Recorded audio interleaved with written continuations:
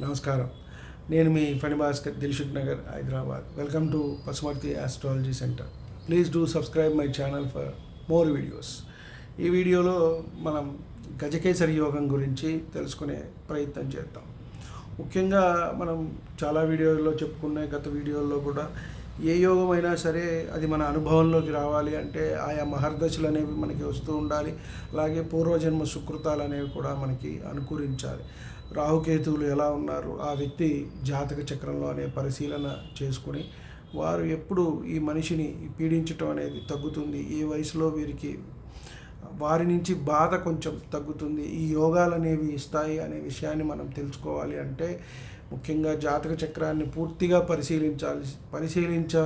పరిశీలించిన తర్వాత మాత్రమే మనము ఈ యోగం నీకు ఈ జాతకంలో ఉన్నది, ఇది నీకు ఈ టైంలో సిద్ధిస్తుంది, ఈ టైంలో నీకు ఇది కార్యరూపం దాలుస్తుంది అని చెప్పని మనం చెప్పవలసి ఉంటుంది. ముఖ్యంగా మనది మహర్దశ సిస్టమ్ మనం చాలాసార్లు చెప్పుకున్నాం కాబట్టి మహర్దశ, దానిలో అంతర్దశ, విదశ, ప్రాణదశ, సూక్ష్మదశ ఇవన్నీ పరిశీలన చేసుకుంటూ మళ్ళీ ఏ భావాలు వచ్చాయి, ఆధిపత్యాలు, ఆ భావాధిపతులు ఎవరు ఎక్కడ ఉన్నారు, ఏ నక్షత్రాల్లో స్థితి చెంది ఉన్నారు, వారికి ఎలాంటి బలం వచ్చింది, మనం పంచప్రాకార సంబంధాలు చెప్పుకున్నాం.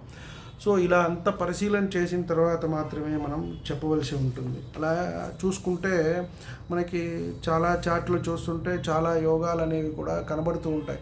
కానీ ఇవి అనుభవంలోకి రావటం అనేది చాలా తక్కువగా ఉంటుంది. కొంతమందికి వచ్చినట్టుంటాయి, కొంతమందికి రావు. దీనికి ఏమిటయ్యా అంటే మనం చేసుకున్న పూర్వజన్మ సుకృతమే.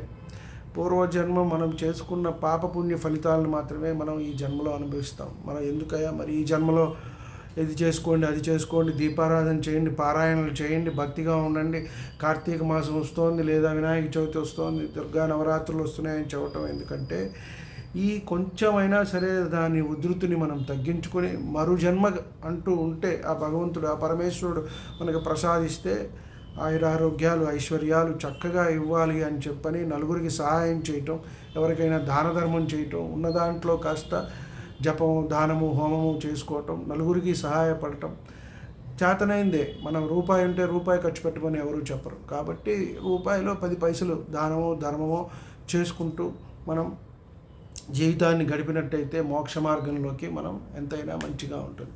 కాబట్టి ఈ వీడియోలో మనం గజకేసరి యోగం గురించి కొంత తెలుసుకునే ప్రయత్నం చేద్దాం.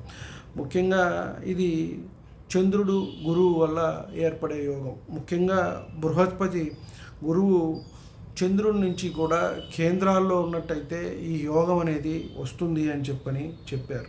ముఖ్యంగా బృహస్పతి చంద్రుడి నుండి కేంద్రాల్లో ఉండగా, అంటే చంద్రుడి నుంచి 1, 4, 7, 10 స్థానాల్లో అంటే చంద్రునితో కలిసైనా ఉండొచ్చు, 4వ స్థానంలో ఉండొచ్చు, 7వ స్థానంలో ఉండొచ్చు, 10వ స్థానంలో ఉండొచ్చు. కాబట్టి కేంద్రాల్లో ఉన్నప్పుడు మాత్రమే ఈ గజకేసరి యోగం ఏర్పడుతుంది, అవుతుంది అని చెప్పని మనకి చెప్పబడ్డారు. అలాగే మరి ఇంకొక పాయింట్ ఏంటంటే ఇక్కడ ఆ చంద్రుడు బుధ, గురు, శుక్రులు ఏవైతే మనకి నైసర్గిక శుభగ్రహాలు ఉన్నాయో బుధ, గురు, శుక్రులు వీరిచే చూడబడుతూ ఉంటే అప్పుడు కూడా ఈ గజకేసరి యోగం అనేది ఏర్పడుతుంది అని చెప్పారు. అంటే నైసర్గిక శుభగ్రహాలైన చంద్రుణ్ణి బుధ, గురు, శుక్రులు అంటే విశేషమైన దృష్టి కానివ్వండి, సామాన్యమైన దృష్టి కానివ్వండి. ఇక్కడ విశేషమైన దృష్టి అంటే గురు భగవానుడికి ఒక్కడికే ఉంది. గురు భగవానుడికి మాత్రమే ఇక్కడ 5th ఆస్పెక్ట్ అనేది, 9th ఆస్పెక్ట్ అనేది ఇక్కడ ఉన్నది. కాబట్టి మనకి మిగతావన్నీ కూడా చూసుకుంటే సప్తమ దృష్టి, అంటే బుధుడు చూసినా శుక్రుడు చూసినా సప్తమ దృష్టితోనే చూడాలి.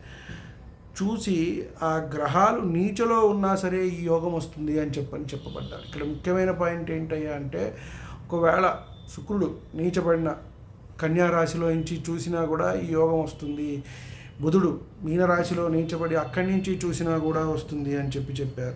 అలాగే గురువు మకరంలో నీచబడి అక్కడి నుంచి చూసినా కూడా ఈ దృష్టి వస్తుంది, చంద్రుడిని చూసినట్టయితే ఈ యోగం అనేది వస్తుంది, గజకేసరి యోగం అని చెప్పబడింది.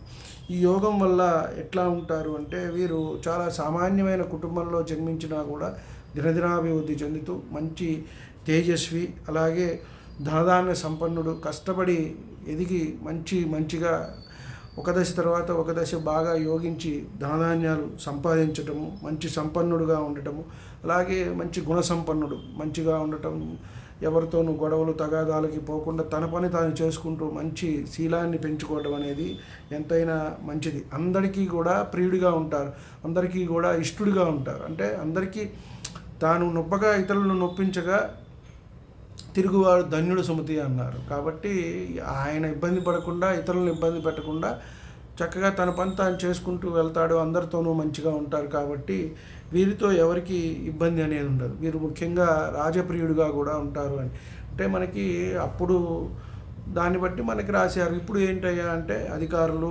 ఎమ్మెల్యేలు, మంత్రులు వీళ్ళతో ఇష్టడుగా ఉండటం, వాళ్ళతో సరదాగా వాళ్ళతో స్నేహితాలు ఉండటం, వారి పనులు వీరి పనులు వారు చేసుకోవటం, ఇలాంటివన్నీ కూడా జరుగుతూ ఉంటాయి అని చెప్పని మనకి చెప్పడం జరిగింది.